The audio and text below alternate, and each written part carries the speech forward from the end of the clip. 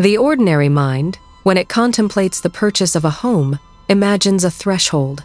It imagines the weight of a key, the specific grain of a door, the particular light that falls through a window at a certain hour. This is a transaction of the heart, a purchase of shelter, of warmth, of a life to be lived within four walls.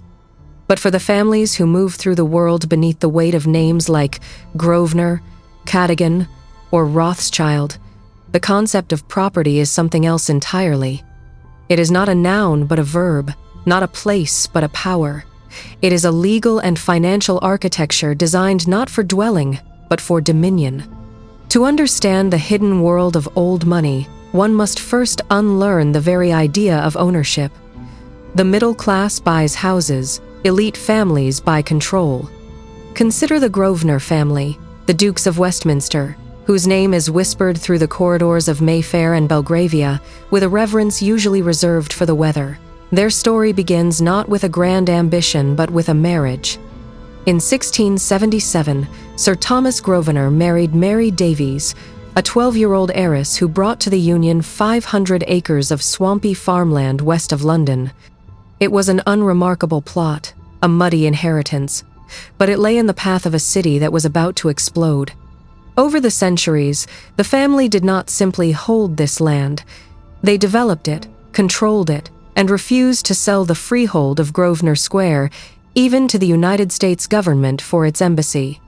Today, the 7th Duke, Hugh Grosvenor, controls a global property company that owns 300 acres in London's most exclusive neighborhoods, with assets valued at over £10 billion.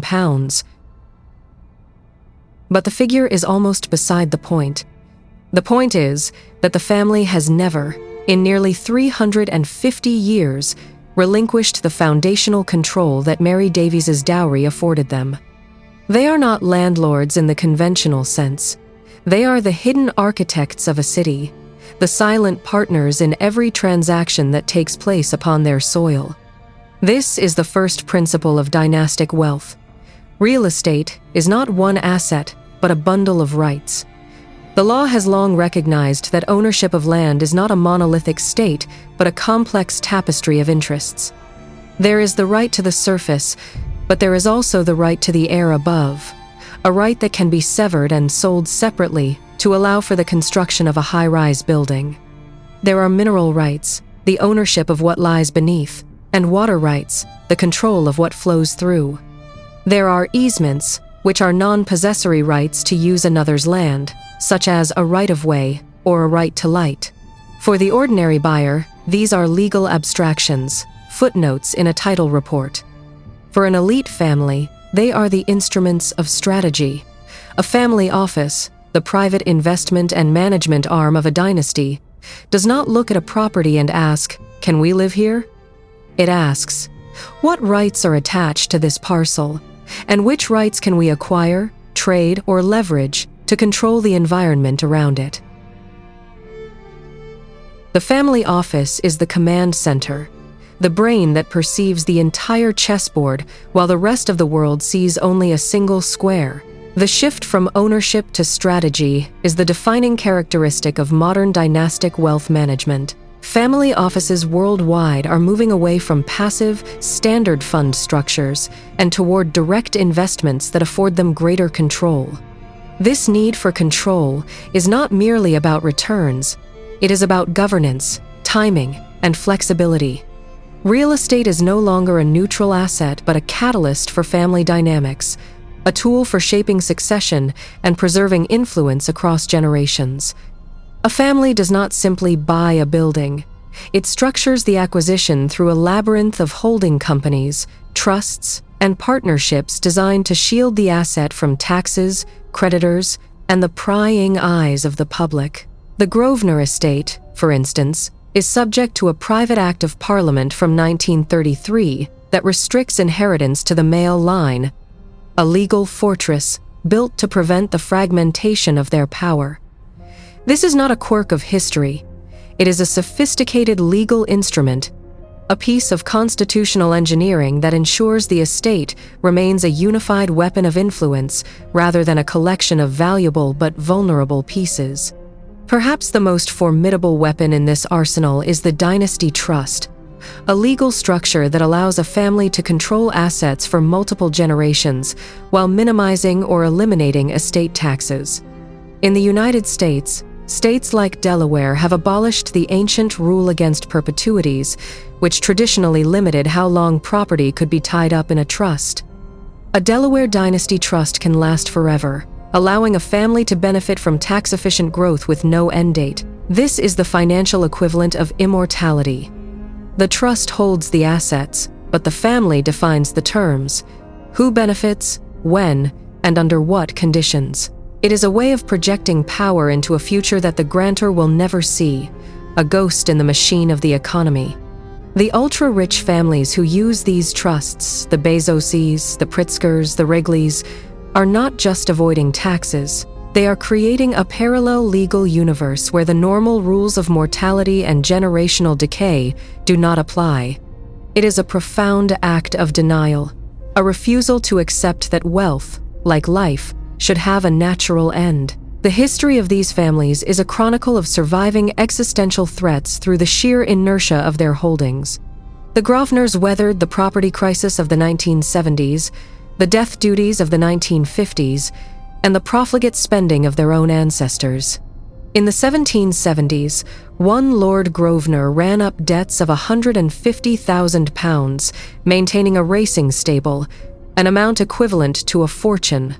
He was rescued not by his own prudence, but by the increasing income from his London holdings, which his agent had advised him to sell. The land saved him from himself. This is the quiet horror of such wealth. It is a living entity, an observing presence that outlasts its human custodians. The family does not own the land owns the family. The land imposes its own logic, its own demands for preservation and growth. The individual is merely a steward, a temporary guardian of a patrimony that will continue long after they are dust. The economist Thomas Piketty has observed that the rate of return on capital consistently outpaces economic growth, a formula that explains the seemingly inexorable concentration of wealth. For these families, this is not an abstract theory, it is the lived reality of their balance sheets. The implications of this are unsettling. When a family controls not just the buildings, but the rights to the air, the minerals, and the very character of a neighborhood, they exercise a form of power that is invisible and therefore unaccountable. They are the hidden hands that shape the texture of our cities, determining which shops thrive, which streets remain pristine, and which communities are preserved in amber. The great estates of London, like the Cadogan and Howard de Walden estates, manage entire neighborhoods as private companies, setting strict rules on appearance and use. They are not public servants. They are private monarchs, ruling over their fiefdoms with a paternalism that is both benevolent and absolute. This is not merely a historical curiosity. It is a contemporary reality that shapes the lives of millions who rent or buy leasehold properties on land they will never truly own. The ordinary person, in purchasing a leasehold flat, is not a homeowner but a tenant of a dynasty. What, then, is the lesson? It is that the pursuit of property for the sake of shelter is a fundamentally different game from the pursuit of property for the sake of control. The middle-class dream of homeownership is a dream of stability, a fixed point in a chaotic world. The dynastic dream is a dream of fluidity, of perpetual motion, of extracting value from the very fabric of society without ever being pinned down by it. A family office does not buy a home. It buys a position, a right, a future option. It is a form of predation, but a quiet, elegant one, conducted not with violence but with contracts, trusts, and acts of parliament. The wealth is not displayed, it is concealed. The power is not exercised, it is assumed. One thinks of the Rothschilds, who rose to prominence in the late 18th century by leveraging fast communication and strategic reinvestment across railroads, real estate, and commodities.